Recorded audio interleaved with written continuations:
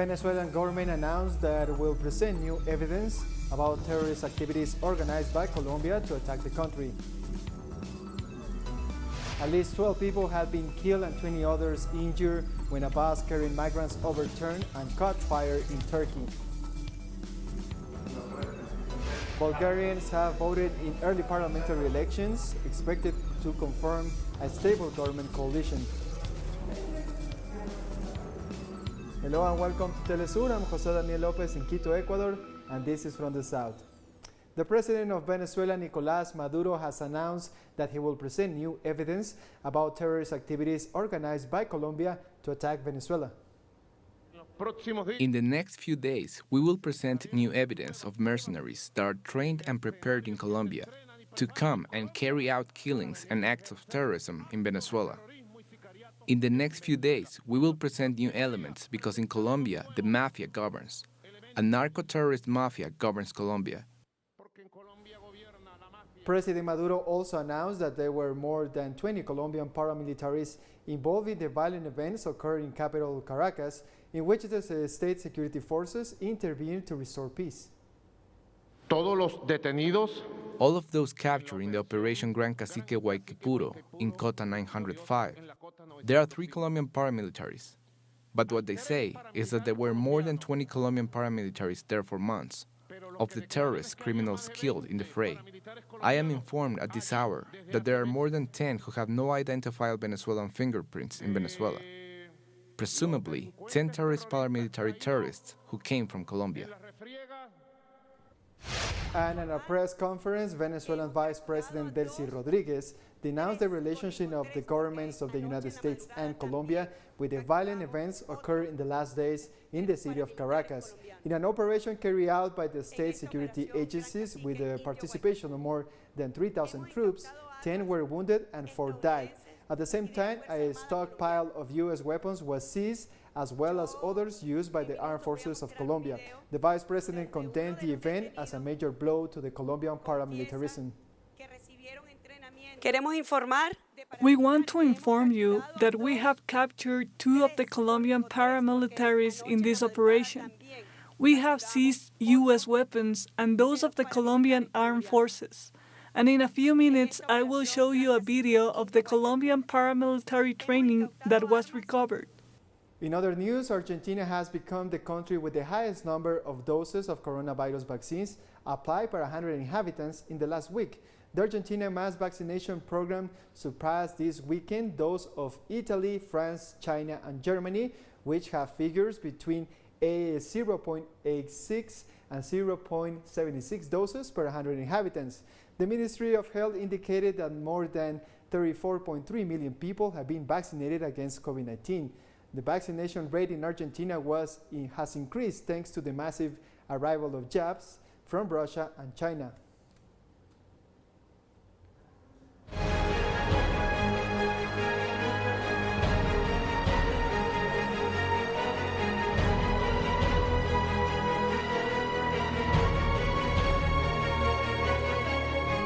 In Haiti on Saturday, Senate representatives postponed the swearing-in of Joseph Lambert as interim president of the country without offering an alternative date for the ceremony.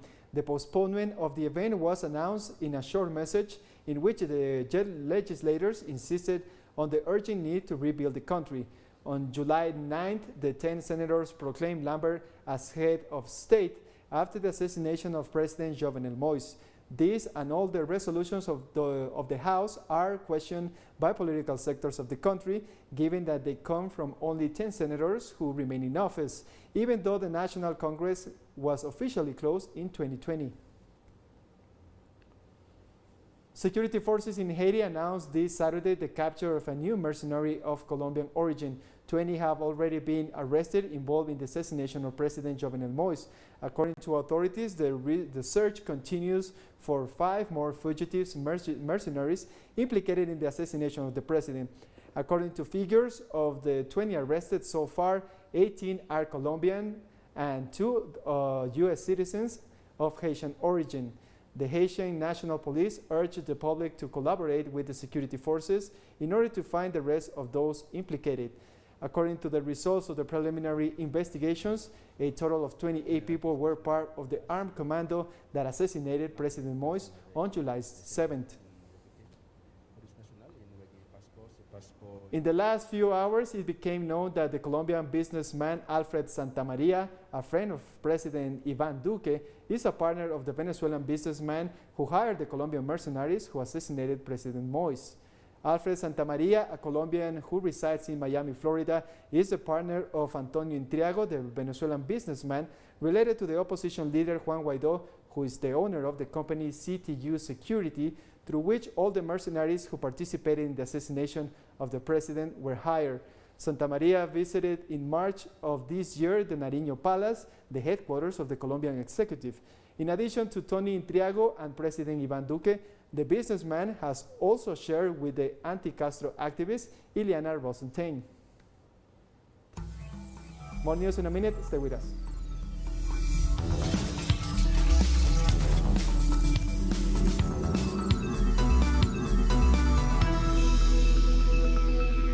Welcome back. At least 12 people have been killed and 20 others injured when a bus carrying migrants overturned and caught fire in eastern Turkey. The bus is reported to have tumbled into a ditch while traveling overnight near Yumaki Ivan province, which borders Iran.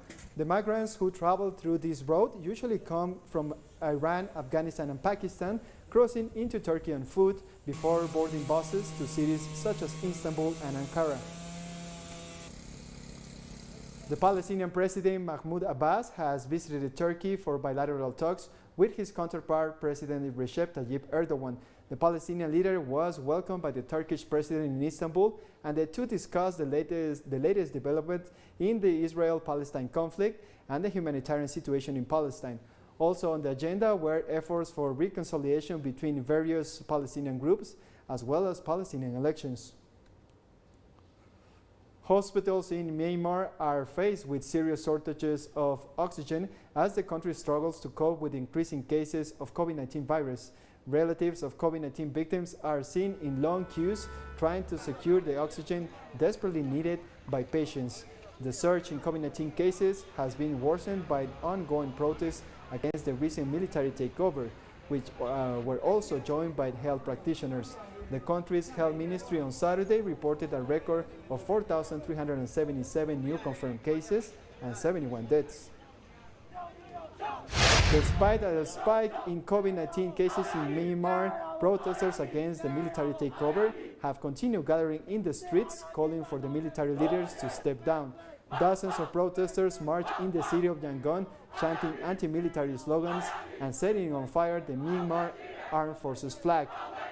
Resistance to the military rule has continued for the past 5 months after civilian leader Aung San Suu Kyi was removed from power on February 1st.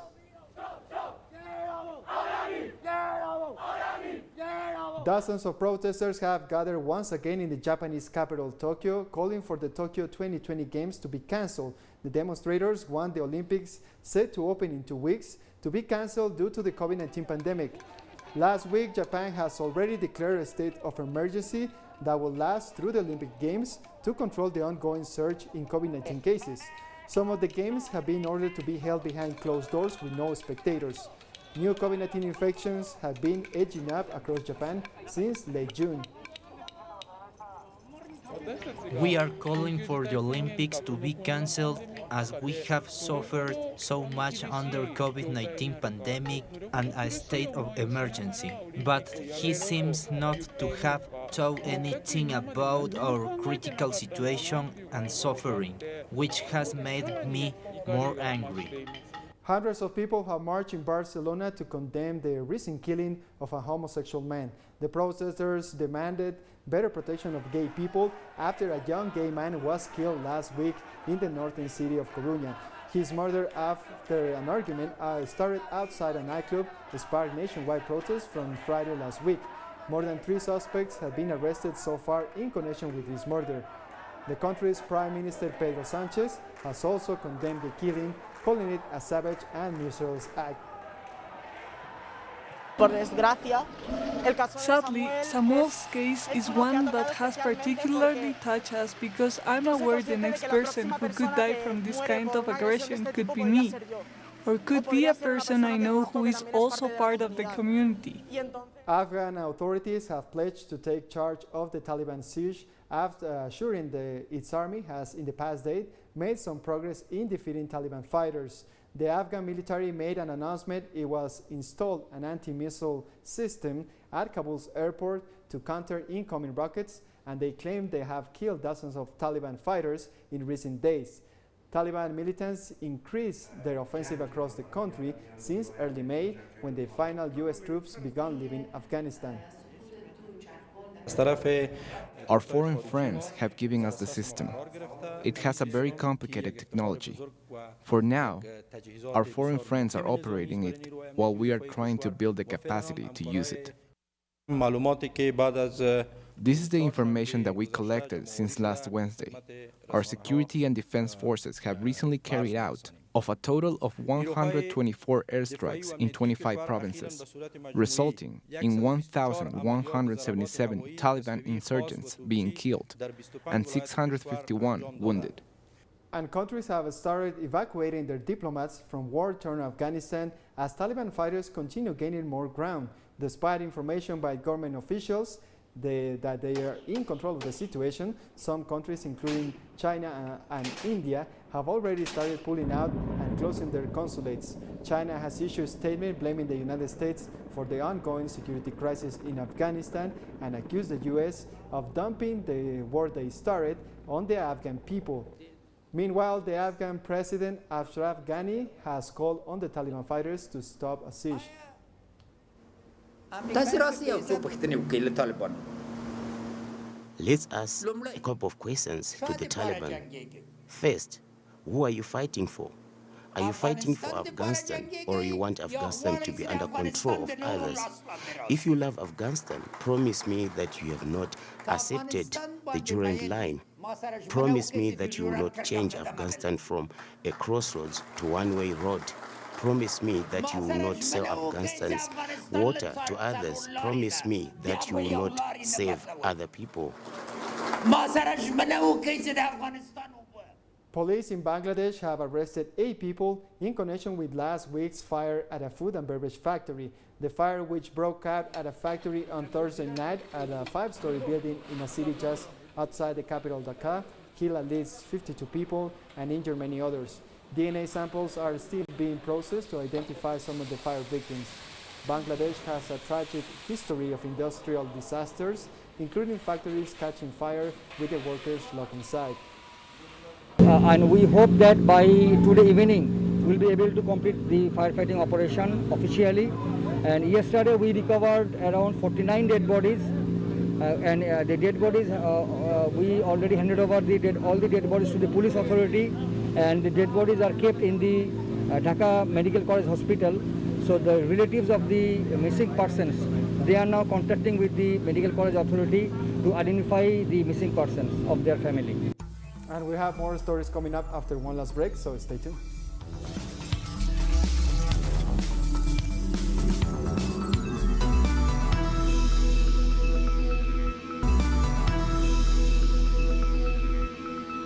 Welcome back. Bulgarians have voted in early parliamentary election, expected to bring on a stable government coalition. The election is the country's second in 3 months, after an April poll resulted in a fragmented parliament that failed to produce a government. More than 6.7 million voters are eligible to elect 240 lawmakers from 15 political parties and 8 coalitions. The previous elections were held on April 4 this year, and the ruling party, JERV, together with its ally Union of Democratic Forces, got only 75 seats and failed to form a new government. I vote for the people who already proved that they can govern our country and who would not take any risk on our backs. I am hopeful that something better will come. I do hope that they will take better care of us pensioners. Polls have also opened in Moldova's snap election. Polls opened shortly after 7 a.m. on Sunday and will close at 9 p.m. with initial results expected a few hours later. Voters will be choosing a new parliament after the previous one was dissolved by the new president, Maya Sandu. 20 political parties and 2 electoral blocs are running for office, and they must cross the 5% threshold and 77% of the votes, respectively, to obtain seats in the assembly. Sandu, who wants to bring Moldova into the European Union, in November defeated incumbent Igor Dodon on a pledge to fight corruption in one of Europe's poorest countries. The choices citizens make today will determine which laws future MPs will pass. We can bring order to the country. I voted for an honest parliament with which I can work together with the government, with parliament for the good of the citizens. Ivory Coast's 2 former rival presidents, Laurent Gbagbo and Henri Bédier, had met for reconciliation talks a month after Gbagbo returned to the country. The 2 rival leaders met following President Gbagbo's return to his homeland as a free man, after being acquitted by the International Criminal Court on crimes against humanity charges. Their meeting is aimed at fostering peace and is the latest step in resolving the country's long-running political crisis. Gbagbo was arrested in April 2011 and was acquitted in January 2019. This act of mine to meet Henry Bidi is an act of reconciliation and acknowledgement. When we speak of reconciling, it's all of that. Reconciliation is all of that. Respect the texts and respect human beings. And Argentine football fans have celebrated outside the Maracanã Stadium after their national team beat host Brazil 1-0 in the final of the Copa America. Superstar Lionel Messi, who won his first trophy with his national team, as Angel Di Maria's goal gave Argentina a 1-0 win over host Brazil in the final. The victory at the Rio de Janeiro's Maracanã Stadium ended Argentina's 28-year wait for a major trophy. It was the first time in 6 editions playing at home that Brazil had failed to lift the cup. Argentina has had last tasted success at a major tournament in 1993 with a 2-win victory over Mexico in the Copa America final in Ecuador. It was incredible. We have seen Diego Maradona's successes, the successes of many eras. But in recent years, we needed this injection of energy, and what happened here today, to beat Brazil at the Maracanã, is indescribable. This does not happen very often. This will remain in the memory of many people. To see Lionel Messi was a dream, to see him play. I am really sorry that he could not score that goal. I can't believe it. He got stuck. But well, Messi has deserved it for many years. He is the best player in the world, without any doubt. And we come to the end of this news brief, but remember you can find this and many other stories as always in our website at telesurenglish.net. And join us on social media, Facebook, Twitter, and Instagram. For TeleSUR English, I'm Jose Daniel Lopez. Thank you for watching.